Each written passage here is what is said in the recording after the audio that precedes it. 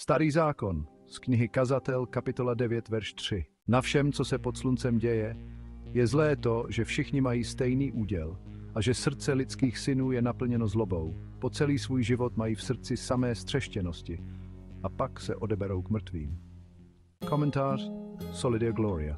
Ano, je to zlé a smutné, když se potřeštěnci připojují k mrtvým. Už je nečeká žádná radost ani pokoj.